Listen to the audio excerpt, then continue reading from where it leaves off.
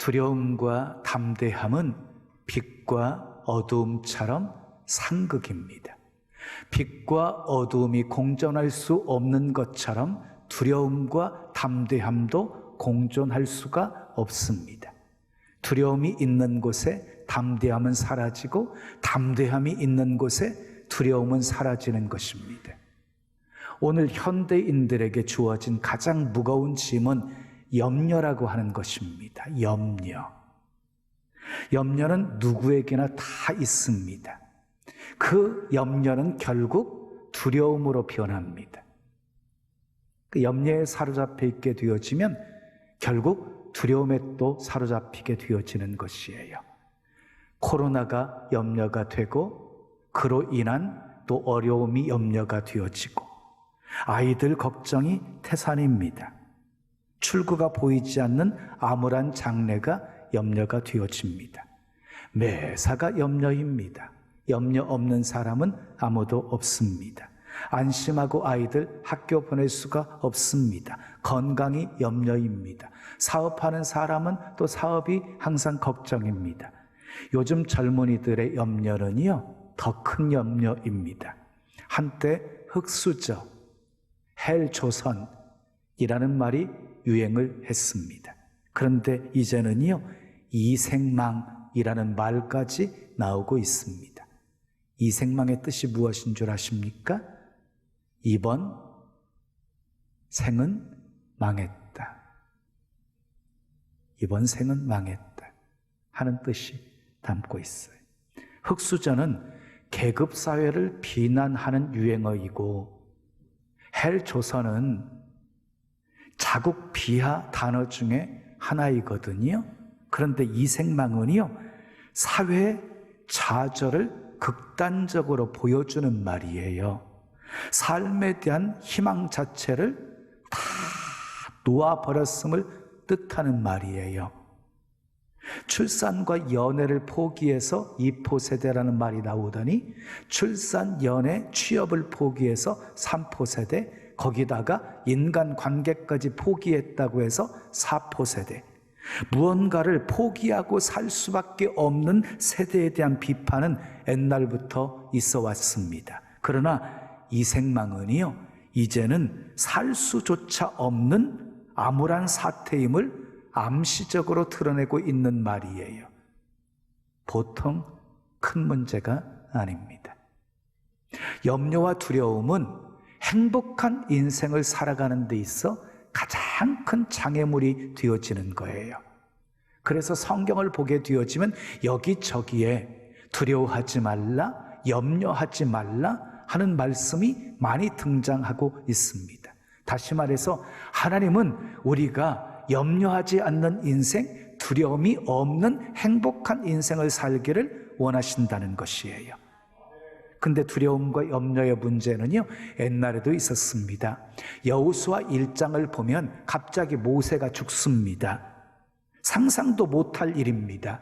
그리고 하나님께서 갑자기 여호수아에게 내 백성을 애굽에서 이끌어내어 가나안 땅으로 데리고 가라 하고 말씀을 하십니다. 그 말을 듣는 순간 여호수아의 마음속에는 갑자기 이 두려움과 염려가 엄습해 왔습니다.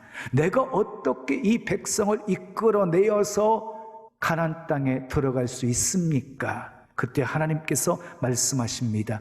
두려워하지 말라, 염려하지 말라, 내가 너와 함께 하리라. 이 말씀을 듣는 순간 마음속에 있었던 염려와 두려움은 다 사라지게 되어지고 하나님이 주시는 담대함으로 가득 차게 되어졌을 것입니다. 그래서 여호수아는 담대하게 이스라엘 백성들을 이끌고 가나안 땅에 들어가게 된 것입니다. 그렇습니다. 두려움은 사탄이 가져다 주는 것이고 담대함은 우리 하나님이 주시는 것입니다. 두려워하면 영적 싸움에서 질 수밖에 없는 것이고 담대하면 영적 싸움에서 늘 승리할 수 있는 것입니다. 자, 오늘은 두려움과 담대함, 이 두 가지를 살펴보면서 함께 은혜를 나누려고 합니다. 세상을 살다 보면 두렵게 하는 요소들이 얼마나 많은지 모릅니다. 우리를 두렵게 하는 요소들 몇 가지를 찾아 생각해 보겠습니다. 첫째, 나는 혼자다라고 생각될 때 두려움이 옵니다. 엘리야가 하나님이 함께 하심을 믿고 담대할 때는 갈멜산에서 이방 선지자 850명과 혼자 싸워서 이겼습니다. 혼자 싸워서. 성경을 보면 아주 통쾌하게 이깁니다. 이방 선지자 850명을 기손 시내에서 다 처단해서 죽입니다. 그런데 이세벨이 엘리야가 행한 그 행동을 전해 듣고 일을 갑니다. 사신을 보내어서 협박을 합니다. 내일 이맘때에 반드시 내 생명도 저 사람 중에 한 사람의 생명과 같이 만들어 주겠다. 그 협박의 소리를 듣고요, 이 엘리야가 형편을 보고 일어났습니다. 광야로 도망갑니다. 죽기를 간구합니다. 자기 혼자만 남았다고 생각했기 때문입니다. 여러분, 나 혼자만 남았다라고 생각하는 순간 두려움이 엄습해 오는 거예요. 자, 그때 엘리야에게 이렇게 말씀하십니다. 너는 혼자가 아니다. 바알 앞에 무릎 꿇지 않은 자 7,000명이나 남겨두었다. 여러분, 사탄이 우리를 유혹하는 방법은요, 이제 아주 세련되었습니다. 사단이 우리 마음속에 자꾸 너는 혼자다, 너는 혼자야 라고 속삭입니다.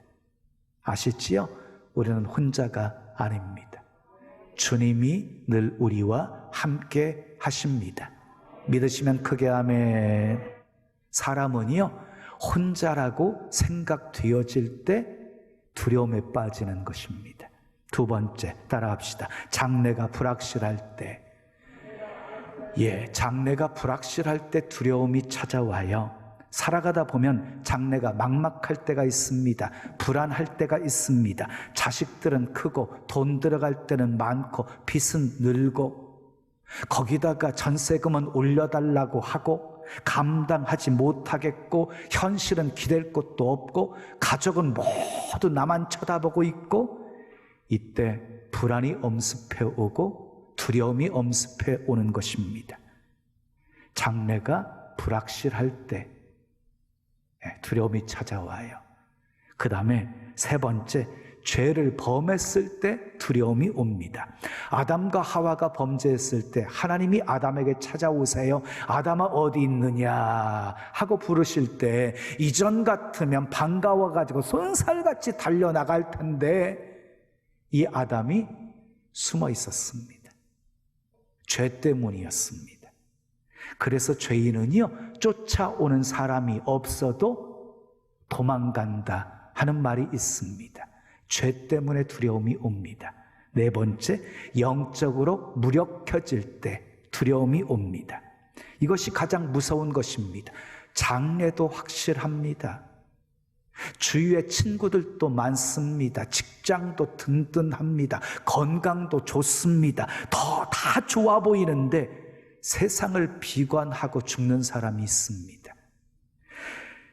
자, 불안해할 이유가 전혀 없는 것 같은데 의기소침해서 살아가는 사람들도 있습니다. 영적으로 무력해졌기 때문입니다. 여러분, 영적으로 무력증에 빠지면 세상이 재미가 없어지고 의욕도 꺾여버리게 되어지고 기쁨도 없게 되어지고 감격도 사라져버리는 것입니다. 아주 무서운 병입니다. 우리를 두렵게 하는 요소들 네 가지를 살펴보았어요. 나는 혼자다라고 생각되어질 때, 장래가 불확실할 때, 죄를 범했을 때, 그리고 영적으로 무력해질 때 두려움이 엄습해 옵니다. 이럴 때 우리는 어떻게 해야 할까요? 오늘 본문 여호수아 1장 9절은 이렇게 말씀합니다. 함께 읽습니다. 시작. 내가 내게 명령한 것이 아니냐? 강하고 담대하라. 두려워하지 말며 놀라지 말라. 내가 어디로 가든지 내 하나님 여호와가 너와 함께 하느니라 하시니라. 강하고 담대하라. 두려워하지 말며 놀라지 말라. 이 말씀은요, 우리의 선택사항이 아닙니다. 내가 내게 명령한 것이 아니냐. 하나님의 명령입니다. 하나님의 명령. 그러므로 담대함은 우리가 승리의 삶을 살기 위해서 우리에게 절대적으로 필요한 마음인 것입니다. 그러면 어떻게 담대함을 유지하며 살아갈 수 있을까요? 성경은 아주 친절하게 담대함을 얻을 수 있는 비결을 말씀해 주고 있습니다. 첫째, 따라하겠습니다. 하나님이 기뻐하시는 삶을 살아야 합니다. 하나님이 기뻐하시는 삶을 살 때 담대해지는 거예요. 요한 1서 3장 21절에서 22절까지의 말씀 우리 함께 읽어요. 시작. 사랑하는 자들아, 만일 우리 마음이 우리를 책망할 것이 없으면 하나님 앞에서 뭘 얻는데요? 담대함을 얻고 무엇이든지 구하는 바를 그에게 받나니 이는 우리가 그의 계명을 지키고 그 앞에서 기뻐하시는 것을 행함이라 그랬어요. 담대함을 얻을 수 있는 비결을 두 가지로 말씀하고 있는데요, 우리 마음이 우리를 책망할 것이 없으면 담대함을 얻는데요, 그리고 하나님 앞에서 하나님이 기뻐하시는 것을 행하면 담대함을 얻는데요, 그리고요 이렇게 살면 무엇이든지 구하면 하나님께 받는다, 이렇게 말씀하고 있습니다. 여러분, 다니엘과 세 친구를 보십시오. 사자굴에 던져 넣어질 것을 알면서도, 풀무불 속에 던져 넣어질 것을 알면서도 담대합니다. 그 담대함의 이유가 무엇이었습니까? 하나님 앞에서 하나님이 기뻐하시는 삶을 살고 있었기 때문입니다. 두 번째, 따라합시다. 하나님의 뜻을 구해야 합니다. 그래야 담대함을 얻을 수 있어요. 요한일서 5장 우리 14절 말씀 함께 읽어요. 시작. 그를 향하여 우리가 가진 바 담대함이 이것이니 그의 뜻대로 무엇을 구하면 들으심이라. 우리가 가지게 되어지는 담대함은 어디서 나오는 것이래요? 하나님의 뜻대로 무엇을 구하면 들으신다는 확신에서 나오는 것이래요. 그 담대함은. 여러분, 성경에 등장하는 많은 인물들이 소개가 되어지는데요, 그 중에 가장 복된 인물이 누구라고 생각이 되어지십니까? 저는 다윗이라고 생각합니다. 다윗은 정직한 사람이었습니다. 정말 하나님이 주인된 삶을 살았습니다. 어디를 가든지 하나님이 함께 하셔서 이기는 자가 되게 하셨습니다. 사도행전 13장 22절에 보면 하나님이 다윗에 대해서 이렇게 평가를 하십니다. 읽어요. 시작. 내가 이새의 아들 다윗을 만나니 내 마음에 맞는 사람이라 내 뜻을 다 이루리라 하시더니, 다윗을 보시고 하나님이 마음에 들어 하셨습니다. 그래서 다윗을 통해서 뜻을 다 이루셨습니다. 자, 다윗의 일생에 결론이 되어질 수 있는 말씀인데요, 사도행전 13장 36절은 이렇게 말씀합니다. 함께 읽어요. 시작. 다윗은 당시에 하나님의 뜻을 따라 섬기다가 잠들어. 다윗은 당시에 하나님의 뜻을 따라 섬기다가 잠들었다는 말이에요. 얼마나 멋진 인생이었습니까? 다윗은 일생 동안 하나님의 뜻을 따라 섬기다가 잠들었습니다. 제가 누누이 말씀드리지만 내가 내 인생의 주인이 되어서 살게 되어지면 절대로 하나님의 뜻대로 살 수 없습니다. 인생의 주인을 주님으로 확실하게 바꾸셔야 합니다. 그래야 예수님처럼 우리도 기도할 수 있습니다. 아버지여, 내 뜻대로 마옵시고 아버지의 뜻대로 하옵소서. 나를 통해서 아버지의 뜻이 이루어지기를 기도할 수 있게 된다는 것이에요. 아버지의 뜻이 무엇입니까? 아버지의 뜻은 영생입니다. 영생을 얻는 거예요. 요한복음 6장 40절에 내 아버지의 뜻은 아들을 보고 믿는 자마다 영생을 얻는 이것이니 그랬어요. 예수님을 믿고 영생을 얻는 것이 아버지의 뜻이래요. 누구든지 예수님을 믿으면 멸망하지 않고 영생을 얻게 하셨습니다. 그리고 하나님의 뜻은요, 축복입니다. 축복. 히브리서 6장 14절에 내가 반드시 너에게 복주고 복주며 너를 번성하게 하고 또 번성하게 하리라 하고 말씀하셨습니다. 하나님께서는 우리에게 복을 주시기를 원하시는데요, 복을 주시고 또 복 주시기를 원하시고 번성하게 하시고 또 번성하게 하시기를 원하신다는 것입니다. 그러므로 우리는 담대하게 주여 복을 주시옵소서, 가난아 저주야 실패야 물러갈지어다 하고 담대하게 외칠 수 있는 것입니다. 또 하나님의 뜻은요, 치료와 건강입니다. 치료와 건강. 마태복음 8장 17절에 이는 선지자 이사야를 통하여 하신 말씀에 우리의 연약한 것을 친히 담당하시고 병을 짊어지셨도다 함을 이루려 하심이더라 그랬어요. 예수님은요, 우리 연약함을 담당하셨습니다. 그리고 우리의 병을 짊어지셨습니다. 아멘. 예수님은 우리의 죄만 담당하시고 십자가에 죽으신 것이 아니에요. 우리 연약함도 담당하시고 우리 죄의 짐까지 다 짊어지셨다는 것입니다. 마태복음 8장 3절에 예수님께서 한 납병 환자에게 이렇게 말씀하십니다. 내가 원하노니 깨끗함을 받으라. 내가 원하노니 깨끗함을 받으라. 그 순간 납병이 깨끗이 고침받게 되어집니다.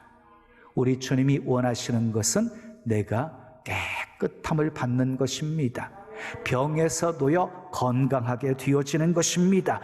그러므로 우리는 담대하게 내 영혼이 잘됨으로 범사가 잘되게 하시고 강건한 복을 주시옵소서 이렇게 기도할 수 있는 것입니다. 하나님의 뜻을 구하면 담대해집니다. 세 번째 따라하겠습니다. 기도해야 합니다. 오늘 본문에 모세가 갑자기 죽었습니다. 하나님께서 여호수아에게 말씀을 하십니다. 백성들을 이끌어 내어서 약속하신 가나안 땅으로 데리고 가라. 자, 여호수아는 두려웠습니다. 불안했습니다. 걱정이 되었습니다. 자신이 없었습니다. 지금까지 모세를 따라다니면서 그냥 돕기만 했는데 이제는 모세가 감당해야 될 그 막중한 사명이 자기에게 주어진 것입니다. 여호수아는 심각한 마음으로 기도했을 것입니다. 매달렸을 것입니다. 호소하고 부르짖었을 것입니다. 그때 하나님이 여호수아에게 말씀하십니다. 너는 강하고 담대하라. 두려워하지 말며 놀라지 말라. 내가 어디로 가든지 내 하나님 여호와가 너와 함께 하시느니라. 너는 좌로나 우로나 치우치지 말라. 그리하면 내가 어디로 가든지 형통하리라. 세상에 이보다 더 큰 백이 어디 있습니까? 이 말씀을 들은 여호수아의 마음은 두려움도 염려도 한순간에 다 사라져버리고 담대함으로 가득 채워졌을 것입니다. 기도했더니 담대해졌습니다. 사도행전 4장 29절에서 30절 말씀 보면 사도들이 기도하는 장면이 나와요. 핍박과 환난 속에서 기도한 것입니다. 함께 읽어볼까요? 시작. 주여 이제도 그들의 위협함을 굽어보시옵고 또 종들로 하여금 담대히 하나님의 말씀을 전하게 하여 주시오며 손을 내밀어 병을 낫게 하시옵고 표적과 기사가 거룩한 종 예수의 이름으로 이루어지게 하옵소서 하더라. 환난과 핍박 속에서요, 세 가지를 기도하고 있는 것입니다. 담대하게 하나님의 말씀을 전하게 해 주시옵소서. 손을 내밀어 병을 다 낫게 하시옵소서. 예수 이름으로 기도할 때 표적과 기사가 일어나게 도와 주시옵소서. 이렇게 기도한 것입니다. 기도했더니 어떻게 되었습니까? 이어지는 31절 말씀 함께 읽습니다. 시작. 빌기를 다함에 모인 곳이 진동하더니 무리가 다 성령이 충만하여 담대히 하나님의 말씀을 전하니라 그랬어요. 기도하는 그곳에요, 기도하여 사람들이 모인 그곳이 막 진동을 하더니 무리가 다 성령으로 충만하게 되어졌고 담대하게 하나님의 말씀을 전하게 되어졌답니다. 기도하면 담대해집니다. 네 번째 따라 합시다. 소망이 있어야 합니다. 고린도후서 3장 12절 말씀 함께 읽습니다. 시작. 우리가 이 같은 소망이 있으므로 담대히 말하노니 그랬어요. 뭐가 있어서 담대하게 말하게 되었어요? 소망이 있어서. 그러니까 담대함은요, 소망이 있어야 생기는 거예요. 여러분, 스데반을 보십시오. 스데반은 하늘의 소망을 가졌어요. 그래서 돌에 맞아 순교하면서도 담대하게 복음의 말씀을 전한 것입니다. 사랑하는 여러분, 여러분들이 하고 있는 일이 영광스러운 일입니까? 그 일로 인해서 하나님이 기뻐하시고 하나님의 뜻이 이루어질 것을 믿으십니까? 그러면 눈에 아무 증거 안 보여도, 귀에 아무 소리 안 들려도, 손에 만져지는 것 하나도 없어도 소망 중에 인내하면서 그 일 끝까지 감당하십시오.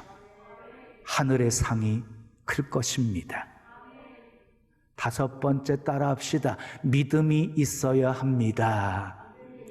에베소서 3장 12절 말씀 우리 함께 읽어요. 시작. 우리가 그 안에서 그를 믿음으로 말미암아, 무엇으로 말미암아? 믿음으로 말미암아 뭘 얻게 된대요? 담대함과 확신을 가지고 하나님께 나아감을 얻느니라 그랬어요. 분명히 기억하세요. 담대함과 확신을 가질 수 있는 비결은 믿음이 있어야 되는 거예요.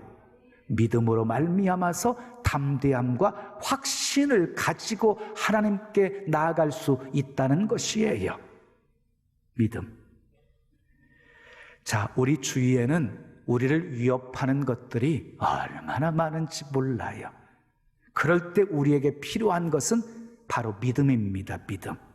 여호수아가 담대할 수 있었던 비결은 강하고 담대하라, 내가 너와 함께 하리라, 이 약속의 말씀을 믿었기 때문이었습니다.